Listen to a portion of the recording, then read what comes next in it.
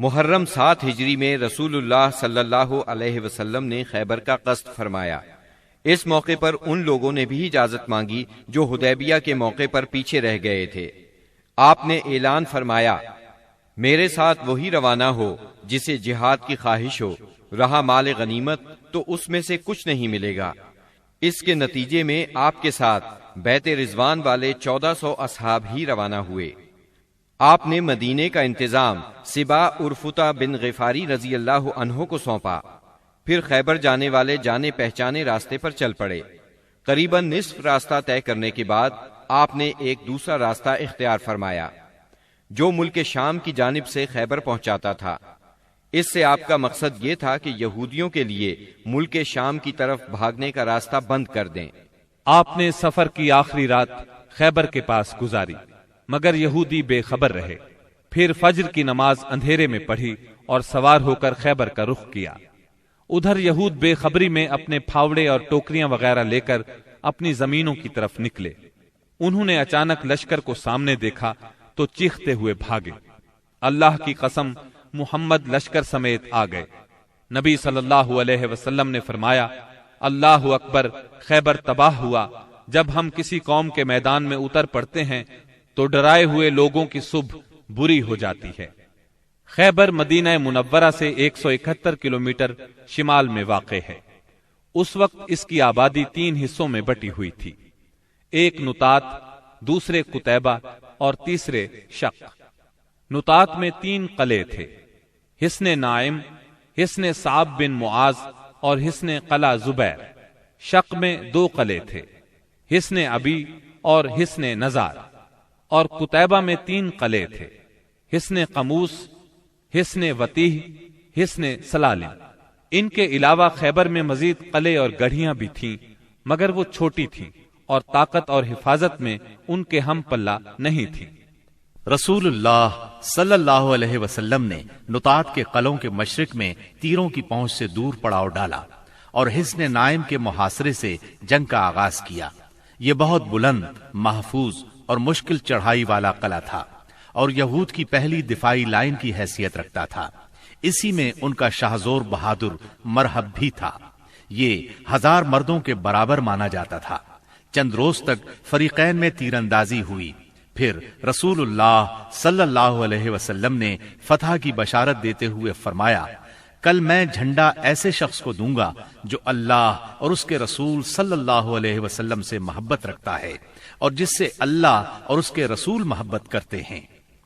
آپ کا یہ فرمان سن کر سب انصار اور مہاجرین نے اس آرزو میں رات گزاری کہ جھنڈا اسے دیا جائے۔ صبح ہوئی تو آپ نے فرمایا، علی کہاں ہیں؟ صحابہ کرام نے بتایا، ان کی آنکھ آئی ہوئی ہے۔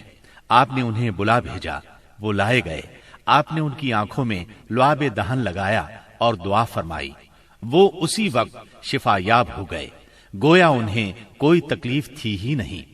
پھر انہیں جھنڈا دیا اور فرمایا، جنگ سے پہلے انہیں اسلام کی دعوت دو۔ ادھر یہود نے اپنی عورتیں اور بچے شق کے قلعے میں بھیج دیے تھے اور اس صبح طے کیا تھا کہ کھلے میدان میں جنگ کریں گے۔ چنانچہ جب سیدنا علی رضی اللہ عنہ ان کے پاس پہنچے تو انہیں جنگ کے لیے تیار پایا۔ آپ نے انہیں اسلام کی دعوت دی، انہوں نے صاف انکار کر دیا۔ مرحب نے فخر اور غرور سے تلوار لہرائی اور دعوت مبارزت دی، یعنی اپنے مقابلے میں کسی کو بھی آنے کے لیے للکارا۔ اس نے یہ شعر پڑھا، قد علمت خیبر انی مرحب، شاک السلاح بطل مجرب، اذا الحروب اقبلت تلہب۔ یعنی خیبر جانتا ہے کہ میں مرحب ہوں، ہتھیار پوش، بہادر اور تجربہ کار، جب جنگ و پیکار شعلہ زن ہو۔ اس کے مقابلے میں سیدنا عامر بن اقوا رضی اللہ عنہ نمودار ہوئے۔ وہ کہہ رہے تھے، قد علمت خیبر انی عامر، شاک السلاح بطل مغامر۔ یعنی خیبر جانتا ہے میں عامر ہوں، ہتھیار پوش، شہزور اور جنگجو۔ پھر دونوں نے ایک دوسرے پر وار کیا۔ مرحب کی تلوار سیدنا عامر کی ڈھال میں پھنس گئی۔ انہوں نے چاہا کہ اپنی تلوار اس کی پنڈلی پر ماریں، لیکن ان کی تلوار چھوٹی تھی، اس کی پنڈلی تک پہنچنے کی بجائے پلٹ کر خود ان کے گھٹنے میں آ لگی۔ بعد میں انہوں نے اسی چوٹ سے انتقال کیا۔ نبی صلی اللہ علیہ وسلم نے سیدنا عامر کے بارے میں فرمایا، ان کے لیے دگنا اجر ہے، وہ بڑے جانباز مجاہد تھے، کم ہی ان جیسا کوئی عرب روئے زمین پر چلا ہوگا۔ سیدنا عامر رضی اللہ عنہ کے زخمی ہو جانے پر سیدنا علی رضی اللہ عنہ مرحب کے مقابلے پر آئے۔ آپ یہ شعر پڑھ رہے تھے، انا الذی سمتنی امی حیدرا کلیس غابات کریہ المنظرا اوفیہمی بالصاع کیل السندرا، یعنی میں وہ شخص ہوں کہ میری ماں نے میرا نام حیدر یعنی شیر رکھا ہے، جنگل کے شیر کی طرح خوفناک، میں انہیں سا کے بدلے نیزے کی ناپ پوری کروں گا۔ اس کے بعد مرحب کے سر پر تلوار کا ایسا وار کیا کہ وہ وہیں ڈھیر ہو گیا۔ اس کے بعد مرحب کے بھائی یاسر نے نکل کر مقابلے کی دعوت دی۔ اس کے مقابلے میں سیدنا زبیر بن عوام نکلے اور اسے اس کے بھائی کے پاس پہنچا دیا۔ پھر گھمسان کی لڑائی چھڑ گئی، بہت سے یہودی مارے گئے، جس سے ان کے حوصلے پست ہو گئے اور وہ اپنے مورچے چھوڑ کر بھاگ نکلے۔ مسلمانوں نے ان کا پیچھا کیا اور بزور قلعے میں داخل ہو گئے۔ یہود اس قلعے سے بھاگ کر اس کے ساتھ والے قلعے حصن الصاب میں مورچہ بند ہو گئے۔ ادھر مسلمانوں کو قلعہ حصن نائم میں بہت سا غلہ، کھجوریں اور اسلحہ ملا۔ اس کے بعد مسلمانوں نے سیدنا حباب بن منذر رضی اللہ عنہ کی قیادت میں حصن صاب کا محاصرہ کر لیا۔ یہ محاصرہ 3 دن جاری رہا۔ تیسرے دن رسول اللہ صلی اللہ علیہ وسلم نے فتح اور غنیمت کی دعا فرمائی، پھر مسلمانوں کو حملے کی دعوت دی۔ مسلمانوں نے شدت کا حملہ کیا۔ پہلے مقابلے کے لیے للکارا گیا، پھر گھمسان کی لڑائی شروع ہوئی۔ یہ لڑائی یہود کی شکست پر ختم ہوئی اور مسلمانوں نے سورج ڈوبنے سے پہلے قلعہ فتح کر لیا۔ غنیمت میں بہت سا غلہ ہاتھ آیا۔ اس قلعے میں سب سے زیادہ خوراک اور چربی تھی۔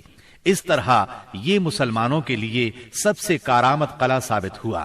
مسلمان اس سے پہلے سخت بھوک کا شکار تھے، چنانچہ بہت سے لوگوں نے گدھے ذبح کر دیے، لیکن اللہ کے رسول صلی اللہ علیہ وسلم نے ان کو کھانے سے منع فرما دیا۔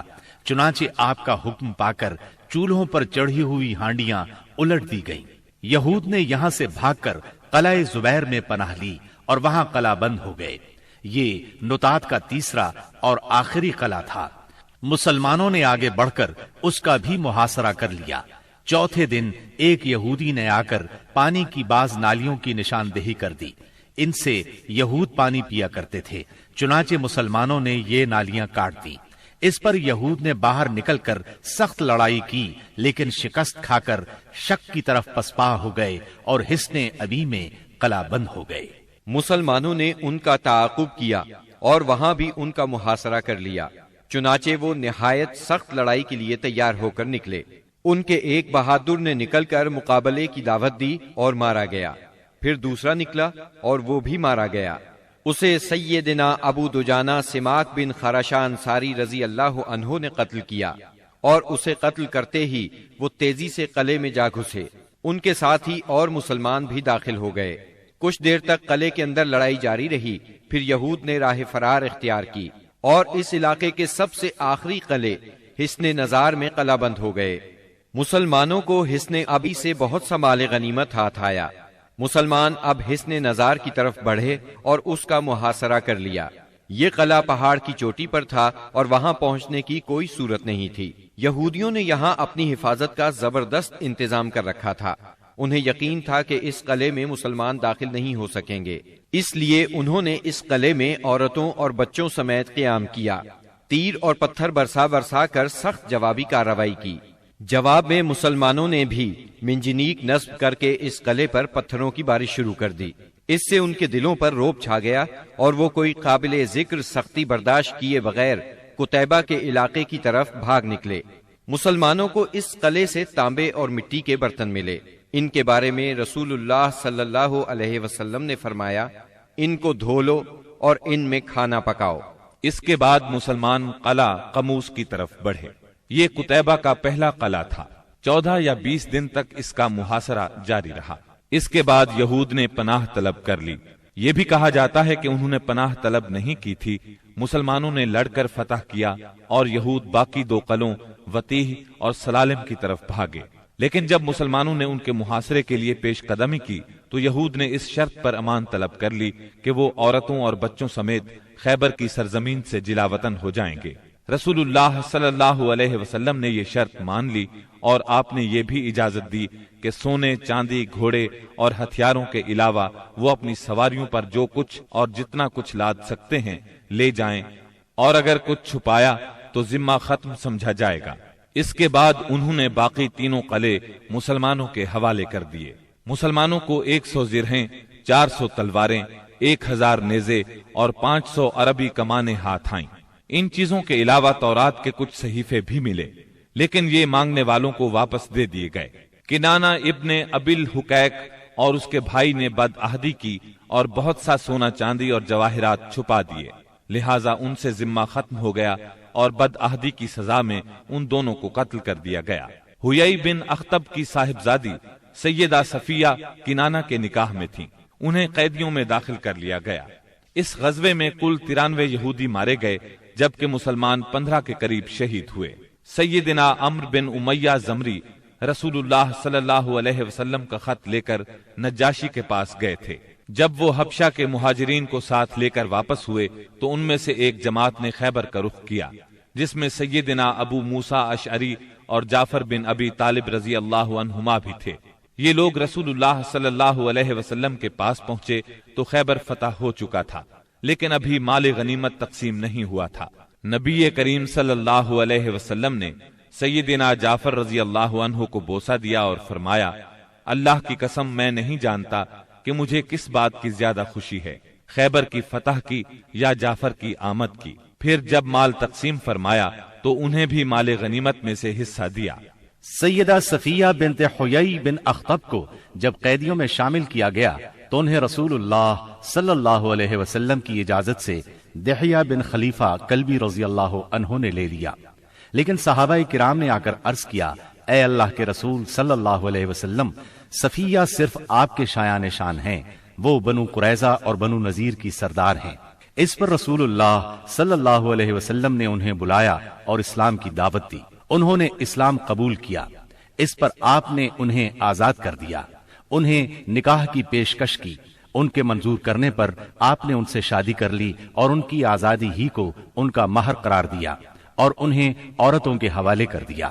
جب خیبر اور وادی القرا فتح ہو گئے، فدق اور تیما کے باشندوں نے اطاعت قبول کر لی تو آپ نے مدینہ واپسی کی راہ اختیار فرمائی۔ راستے میں سیدہ صفیہ رضی اللہ عنہا کی رخصتی عمل میں آئی۔ دوسری صبح آپ نے کھجور، گھی اور پنیر کا ولیمہ کھلایا اور 3 روز شب عروسی کے طور پر ان کے ساتھ قیام فرمایا، پھر روانہ ہوئے۔ سفر 7 ہجری کے آخر یا ربیع الاول 7 ہجری کے اوائل میں مدینہ منورہ تشریف لائے۔ خیبر سے مدینہ آ کر رسول اللہ صلی اللہ علیہ وسلم مطمئن ہو گئے تھے کہ اطلاع ملی بنو انمار، ثعلبہ اور محارب کے بدو جمع ہو رہے ہیں۔ آپ نے مدینہ منورہ کا انتظام سیدنا عثمان بن عفان رضی اللہ عنہ کو سونپا، 700 صحابہ کو ساتھ لیا اور 2 دن کے فاصلے پر واقع مقام نخل کا رخ کیا۔ وہاں بنو غطفان کی ایک جمعیت سے آمنا سامنا ہوا۔ دونوں فریق ایک دوسرے کے سامنے آئے لیکن جنگ نہ ہوئی۔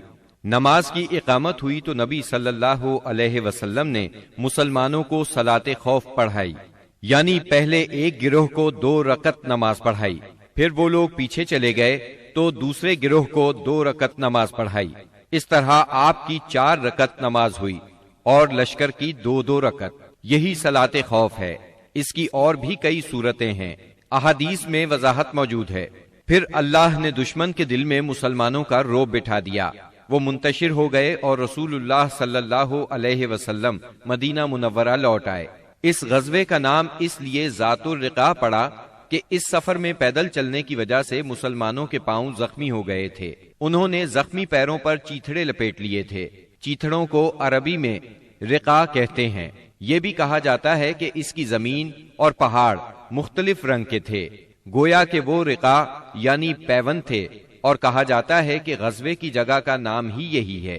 اس غزوے میں سب سے دلچسپ بات یہ پیش آئی کہ ایک دن نبی صلی اللہ علیہ وسلم نے ایک سایہ دار درخت کے نیچے پڑاؤ ڈالا اور اپنی تلوار اسی درخت سے لٹکا کر سو گئے، جبکہ باقی لوگ مختلف درختوں کے نیچے سو گئے۔ ایسے میں ایک مشرک اس طرف آ نکلا، اس نے رسول اللہ صلی اللہ علیہ وسلم پر تلوار سونت لی۔ آپ کی آنکھ کھل گئی تو اس نے کہا، آپ مجھ سے ڈرتے ہیں؟ جواب میں آپ نے فرمایا نہیں۔ اس نے کہا، اب آپ کو مجھ سے کون بچائے گا؟ آپ نے فرمایا، اللہ۔ یہ سن کر اس کے ہاتھ سے تلوار گر گئی۔ آپ نے وہ تلوار اٹھا لی اور فرمایا، اب تمہیں مجھ سے کون بچائے گا؟ اس نے کہا، آپ مجھ پر احسان کیجئے۔ آپ نے اسے اسلام کی دعوت دی۔ وہ مسلمان تو نہ ہوا، لیکن اس نے یہ عہد کیا کہ وہ آپ سے لڑائی کرے گا، نہ لڑنے والوں کے ساتھ ہوگا۔ آپ نے اسے چھوڑ دیا۔ اس نے اپنی قوم میں واپس جا کر کہا، میں تمہارے پاس سب سے اچھے انسان کے پاس سے آ رہا ہوں۔